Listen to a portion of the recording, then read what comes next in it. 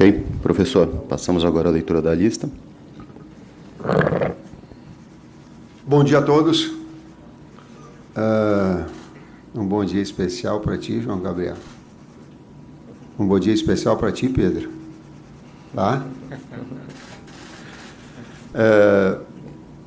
Convocação: goleiros: Alisson, Liverpool; Ederson, Manchester City; o Everton, Palmeiras. Lateral direito: Danilo, Juventus. Lateral esquerdo: Alexandro, Juventus; Alex Telles, Sevilha. Zagueiros: Bremer, Juventus; Éder Militão, Real Madrid; Marquinhos, PSG; Ibanez, Roma; Thiago Silva, Chelsea. Com uma observação: como lateral direito que vocês observaram que um apenas foi convocado, tem na possibilidade, tanto de Ibanez quanto de Éder Militão, que foram utilizados no último jogo, jogarem nesse setor. Meio-campistas: Bruno Guimarães, Newcastle; Casemiro, Manchester United; Everton Ribeiro, Flamengo; Fabinho, Liverpool; Fred, Manchester United; Lucas Paquetá, West Ham.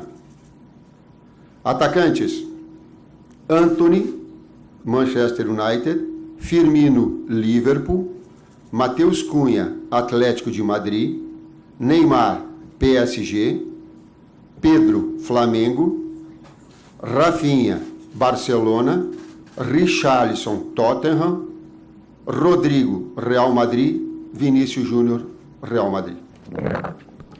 Essa, então, a lista dos 26 convocados para os próximos amistosos da Seleção Brasileira contra Gana e Tunísia. Antes de passarmos à coletiva de imprensa, o Trípoli entrega a lista impressa com os nomes para vocês. Daqui a poucos minutos a gente começa. Por falar em perguntas, por favor, nome e veículo. Tá bom? Eles ainda não começaram. Entregou aí, Trípoli? Posso começar? Então, pode ir lá, fera. Bom dia a todos. Eric Faria, TV Globo. Bom dia, Fábio, Juninho, Tite, Kleber, aqui atrás. Tite, eu estava pensando assim, quando eu cheguei aqui, que eu ia te fazer uma pergunta, mas diante da lista mudou tudo aqui que eu estava pensando. Porque eu ia perguntar assim para você, se você desse um papel para todo mundo que entrasse aqui, preencher com 26 nomes, eu acho que a maioria ia preencher 25 ou 26 do que a gente imaginava que pudesse ser convocado. Mas algumas ausências aqui chamaram a atenção, por exemplo, do Coutinho, do Gabriel Jesus, só um lateral direito. Então, assim, de fato, você vai usar esses 2 jogos para tu tirar as tuas últimas conclusões, as tuas últimas observações, quer dizer, é a última etapa mesmo do teu trabalho para a Copa? Bom dia, Eric. Sim, uma parte integrante dentro dessa ideia. Esses 2 jogos, é uma convocação para estes jogos. E fica aqui uma mensagem bastante clara a todos os atletas, com muita transparência que tem sido até então.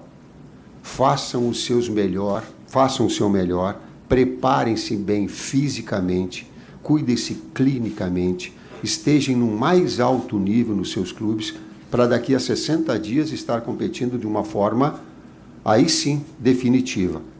Essas são também oportunidades para que ali na frente a gente tenha um pouco mais de paz, vamos colocar um senso de justiça, talvez esse seja maior, para que a gente possa decidir especificamente para esse, mas com respeito a todos, inclusive aqueles que estão fora, mas com essa mensagem.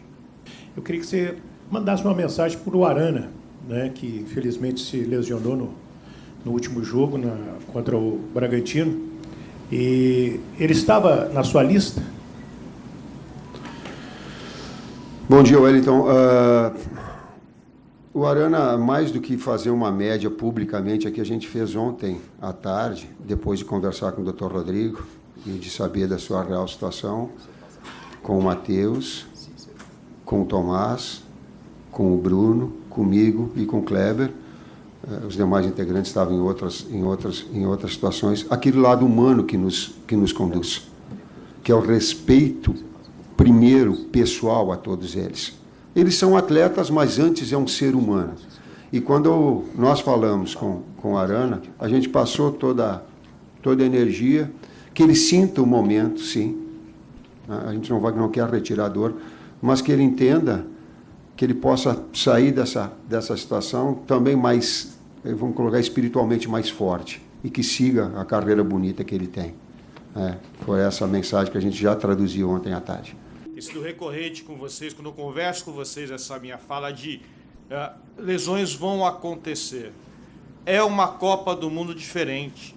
É uma Copa do Mundo que irá se transcorrer de novembro a dezembro, quando principalmente os atletas europeus estão em atividade ainda. Então, lesões vão ocorrer. Espero que não ocorram com tal gravidade como foi a do Arana, que é um rapaz que eu tenho um carinho enorme por ele, espetacular, mas vão ocorrer. Por isso que nós temos que estar preparados e, como o Tite fala, nós temos que planejar. Caso aconteça lesão com o atleta A, B ou C, quem será convocado no seu lugar? Quem estará apto a disputar a próxima Copa do Mundo? Então isso faz parte do planejamento. Nós temos que ter 4 atletas por posição. Por isso também essa oportunidade, oportunizar. Cícero Melo, da ESPN, dos canais Disney. Tite, bom dia a você.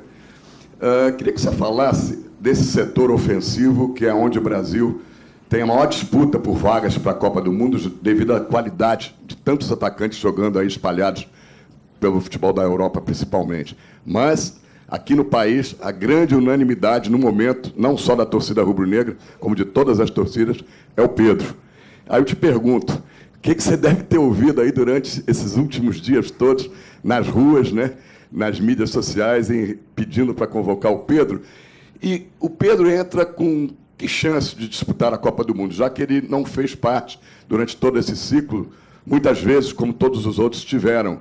Ele entra nessa reta final. Ele entra em igualdade de condições, entra com uma desvantagem ou entra com uma vantagem por ser essa unanimidade hoje? E o que ele te oferece em termos táticos, técnicos, por ser um jogador diferenciado naquela posição? Bom dia, Cícero. Eu estava fazendo a pergunta e eu me remeti ao primeiro jogo que eu assumi quando estava Jefferson do Botafogo no meu ouvido o tempo todo. Agora essa última era Pedro no meu ouvido o tempo todo quando andava na rua. Inclusive o Pedro conversando comigo ontem. Ele disse, o Pedro vai? Então, esse era o sentido que a gente compreende esses fatores todos.